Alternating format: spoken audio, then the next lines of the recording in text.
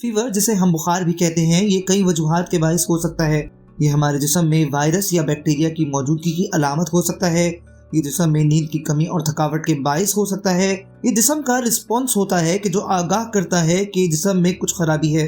अमूमन तेज बुखार bacterial infection के बायस होता है, जो जिस्म में जरासीम के बढ़ने को रोकता है। लेकिन बुखार का ज़्यादा होना भी अच्छा नहीं होता, इसीलिए इसे फौरन ही कम करने के लिए तदबीर और इलाज किया जाए तो अच्छा है। मैं यहाँ कुछ वो तरीके शेयर कर रहा हूँ जो बुखार को कम करते हैं। नंबर 1, पैराडोल ऐसी दवाई है जो बुखार को फौरी कम कर देती है। नंबर 2, पानी का ज़्यादा इस्तेमाल जिस्म की गर्मी को कम करता है और फीवर को कंट्रोल करता है। नंबर 3, खेल कूद या काम करने से जिस्म का दर्जा हरारत बढ़ता है, इसी बायस फिजिकल एक्टिविटीज़ को अवॉइड करने से भी फीवर कम होता है।